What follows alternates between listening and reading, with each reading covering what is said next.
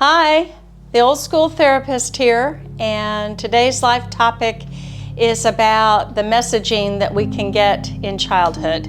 And while we can get a lot of positive messaging in childhood, today I'm going to talk about the negative messaging that we can get in our childhood, because that's usually what keeps us stuck later on in life in adulthood. There are two parts to this life topic. First, we'll be talking about the negative messaging that can be spoken and unspoken, and I'll clarify what that means in a minute.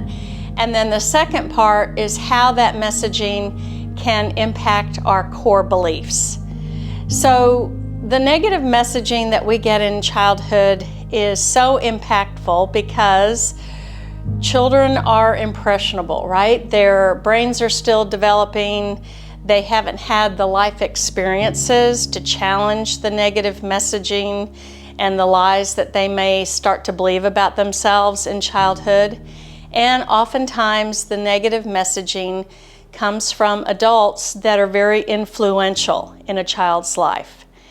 And these adults haven't worked through their own childhood hurts and pains and negative messaging, and oftentimes it's projected onto us as children. The reason that we want to work through this ourselves and face the hurtful things that were said and done to us and around us when we were children is because it impacts our core beliefs. And what I mean by that is it shapes the way we think about ourselves, what we think about other people. It shapes the way we conduct ourselves in relationships and how we relate. It can impact our choices in life. It can impact how we see the world, the decisions we make, how we decide to live our lives. So it's so important to look at the negative messaging, and primarily the unspoken messaging.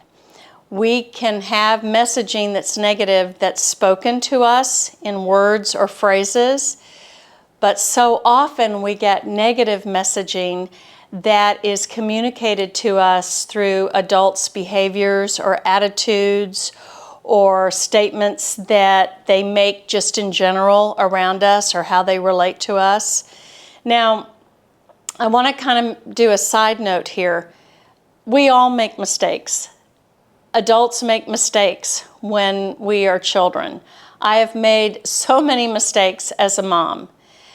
And so I'm not talking about just the typical mistakes that parents can make when they're stressed out, when they are struggling themselves, they're having a bad day, they're tired, whatever's going on. When adults make mistakes out of those scenarios, my hope would be they would apologize to the child that they're interacting with, and then work to try not to make that mistake again, or adjust whatever they need to adjust in their life so they're not so tired or they're not struggling, so they don't impact the child. I'm talking about repeated patterns of behaviors and attitudes and relating that adults may do in our life as a child, whether they were our coaches or teachers or parents or just the adults that we interacted with. So I'm going to give you 4 examples. The first example is the message is, you're stupid. I'm stupid. That's the message. I'm stupid. I'm not capable. The spoken manner of that message, hey Dakota, the spoken manner of that message would be an adult actually calling us stupid. You're stupid. You're an idiot. You moron. So that would be spoken. The unspoken manner of communicating that same message would be that anytime that we are attempting to learn something new as a child, a task, are you getting jealous? Do you want to come up too? I've got both of them wanting to come up. Do you want to come up too, Joybug? Okay, well I think there's only room for one of you. Excuse us as we decide. Are you coming up? Okay. think she's a little jealous. Jealousy. Anyway, back to what I was saying.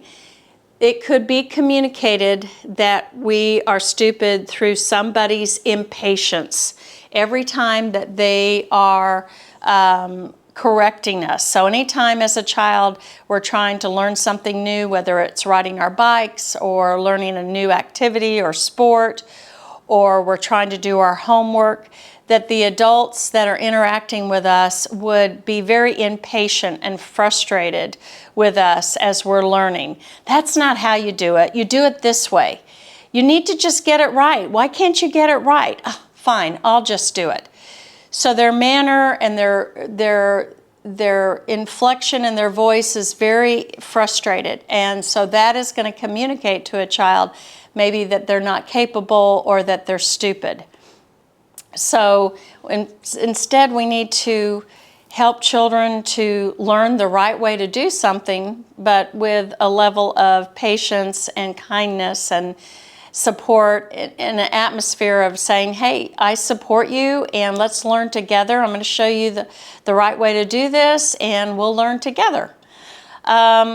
Another example would be if you grew up in a household that was very neglectful. They neglected you physically, emotionally, all your needs were really neglected.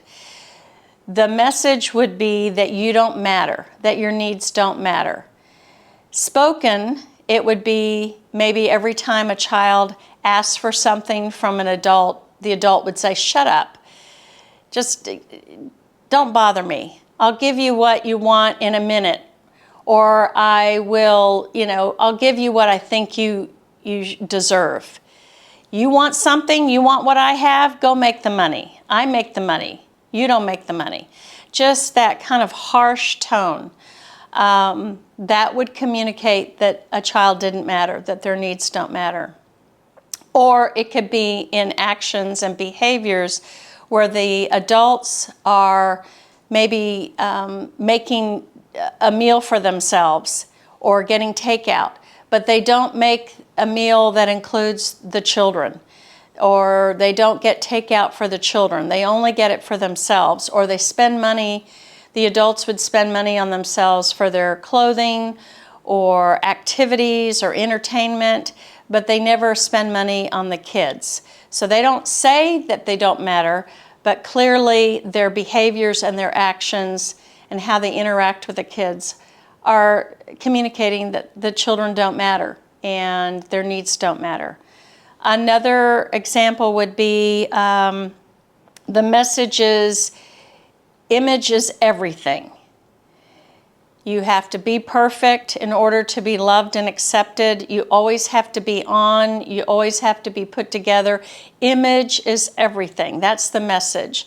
Now, spoken, it could be communicated with maybe a critical tone all the time. If you don't excel and meet the standard that that adult thinks you should meet. Say, an adult would say, you only made an A-. That's unacceptable. You need to do better.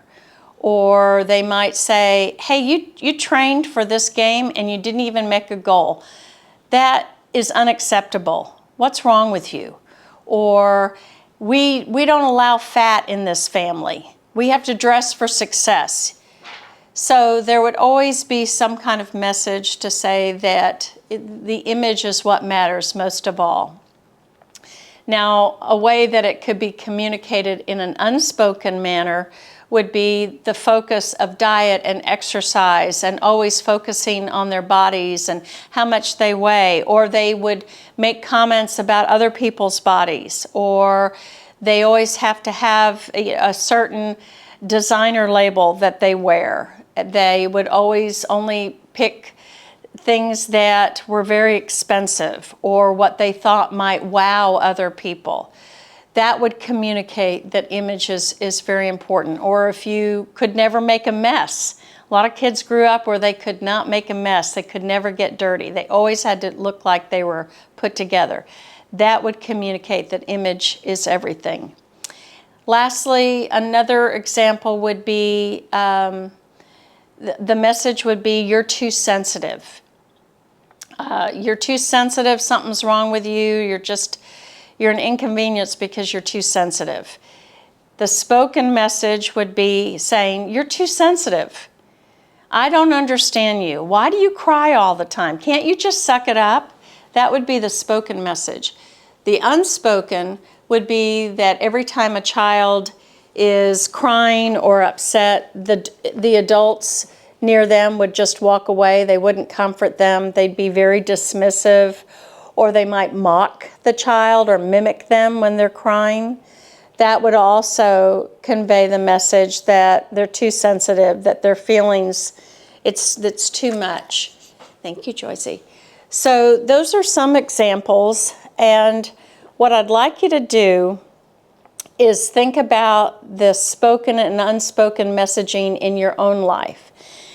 And remember that the messaging that you got when you were a child from the adults in your life, that the messaging that was negative, is probably due to the fact that a lot of those adults never worked through their own childhood stuff and their issues and the pain and the negative messaging that they experienced, and also the lies that they believed about themselves. And so it got projected onto you. You don't want to repeat that mistake. You don't want to repeat the mistakes that were made on you and projected onto you, and you don't want to make those mistakes either in your own life. So think about the messaging, both spoken and unspoken.